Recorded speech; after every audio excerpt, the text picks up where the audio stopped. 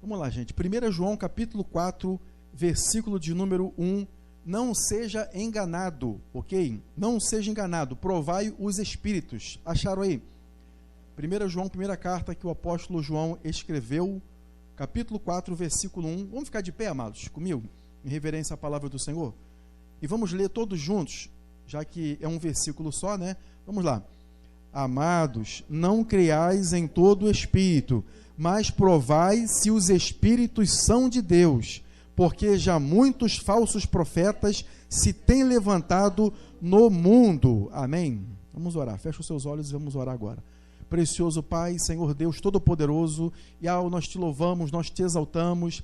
Pai querido, Tu és o único e soberano Deus, Pai, o Criador dos céus e da terra. Nós te pedimos nesse momento agora, fala conosco, fala com os teus filhos, Pai, que vieram para ouvir a tua voz, Senhor, ouvir a tua palavra. Eu te peço nesse momento, Senhor, visita nossos corações e deposita no nosso espírito, Senhor, na nossa alma, uma porção da tua palavra, que é um alimento sólido, Pai, pois o Senhor mesmo disse, não só de pão viverá o homem, mas de toda a palavra que sair da boca de Deus. Pai, eu te peço nesse momento, fala conosco, nós oramos a Ti, te agradecemos, no nome precioso de Jesus, nosso precioso Salvador. Amém e amém, Jesus. Amém. Pode se assentar, amados, nessa oportunidade. Amém.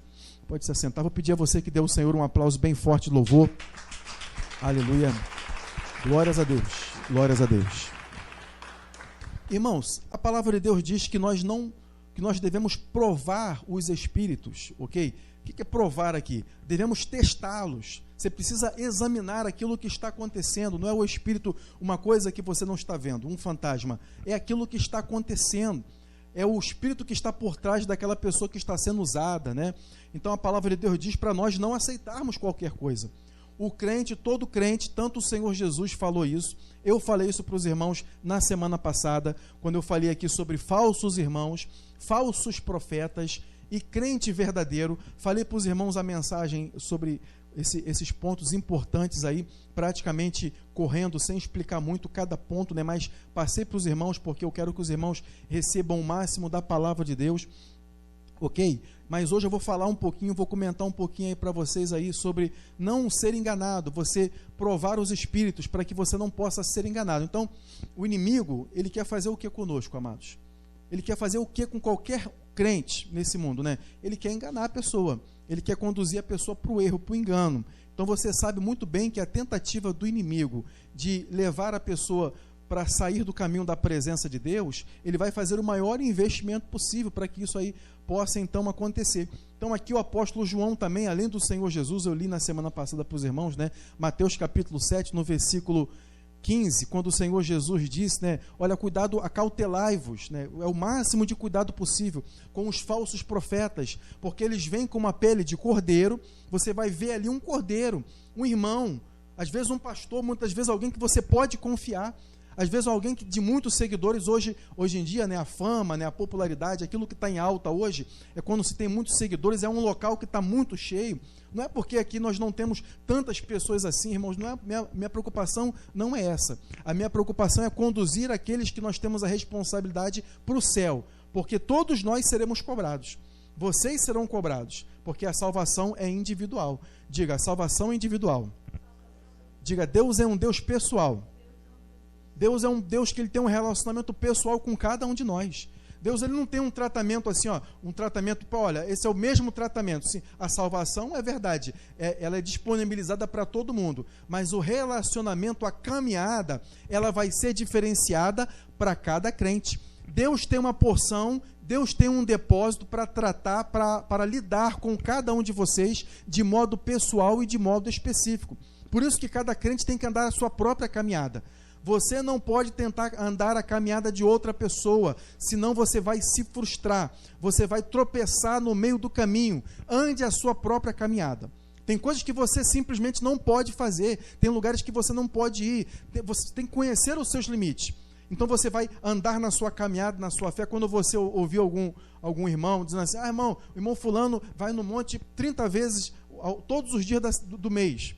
Todos os dias do mês o irmão vai no monte e tal. Aí aquela pessoa ali, quando começa a comentar a respeito daquilo ali, eu penso que a pessoa não quer diminuir ninguém, eu penso isso. né? Mas a pessoa que estiver ouvindo pode se sentir diminuída. Aí você pensa, não, então se eu não fizer isso aí, eu não vou ser um crente bom, não vou ser um crente de verdade. Você vai fazer na sua caminhada. Quando você puder ir, você vai. Quando der para você ir, você vai. Você vai orar a porção. Quando você ouvir alguém dizendo assim, poxa, irmão, orei 3 horas oro 3 horas por dia, oro 2 horas, oro 4 horas, oro tanto tempo. Aí você, caramba, então eu vou tentar orar isso. Aí a pessoa não consegue e fica frustrada. Então o que você vai fazer? Você vai andar a sua caminhada. Amém, irmãos? Digam glória a Deus. Então Deus, ele não quer que nós sejamos enganados. O inimigo, irmãos, ele depende de que o crente ele seja ignorante, de que ele ignore as informações espirituais. A nossa vida é colocada em perigo, é posta em perigo, quando nós somos ignorantes na fé.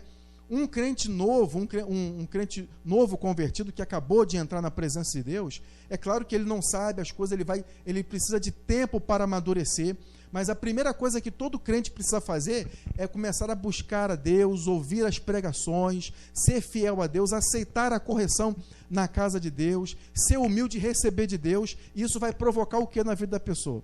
O crescimento espiritual, ok? Então, o diabo, ele depende da ignorância do crente. Ele depende que o crente fique ignorante para quê? Nessa hora, ele vai ganhar campo, ele vai ganhar domínio. A palavra de Deus diz assim, ó, que o meu povo foi destruído porque lhe faltou o quê?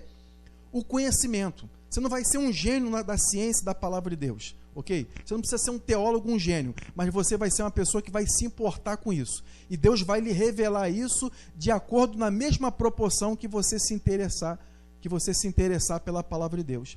Irmão, eu não sou muito inteligente, irmão. Eu vi um irmão que ele é muito inteligente pregando. Irmãos, vida espiritual de nada tem a ver com inteligência. Tem a ver um pouco, né? Mas tem muito mais a ver, muito mais. 99,9% tem a ver com o seu interesse, com a sua fé, com aquilo que está dentro do seu coração.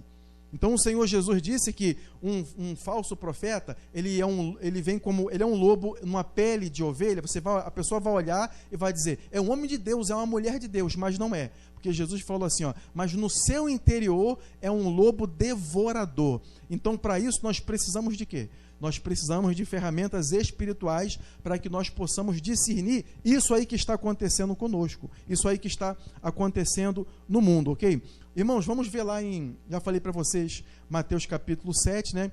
Agora o versículo 22, Mateus capítulo 7 no versículo 22, olha lá, Mateus capítulo 7, vamos ler logo o Mateus 7, o versículo 21, que é muito importante, 21, 22...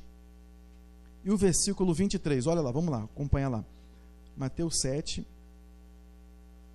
verso 21, que você já conhece, né? Diz assim, ó, nem todo aquele que me diz, Senhor, Senhor, entrará no reino dos céus, mas todo aquele que faz a vontade do meu Pai que está nos céus. Então não é aquela pessoa que tem o discurso o tempo todo, sabe? O discurso o tempo todo de santidade, o discurso o tempo todo de espiritualidade, o discurso o tempo todo, sabe, aquela demonstração, nem sempre é só isso, mas aquela pessoa que cumpre, o fruto é a pessoa cumprir. Aí aqui Jesus falou, isso aqui é uma séria advertência que o Senhor Jesus deixou para nós, ó. Mas muitos me dirão naquele dia, que dia é isso? Um dia nós vamos, todos nós vamos prestar conta da nossa caminhada aqui. Teve um irmão lá na minha casa sábado, né, nós conversamos, eu falei, olha, o que nós passamos aqui, tudo não passa de um teste. Então, todo o tempo que você gasta na sua vida é um teste. Todo o tempo que você passa, depois vai ser cobrado. Claro que você pode usar um entretenimento. Claro que você pode também se divertir, usar um entretenimento. Mas se você desperdiçar todo o seu tempo em coisas banais, em coisas que não têm a devida importância para Deus, isso depois você vai prestar conta. As nossas palavras também. Nossas palavras. Jesus falou, olha, toda palavra ociosa que os homens pronunciarem, eles vão dar conta no dia do juízo. Nossas palavras também serão dadas conta. Nós vamos dar conta.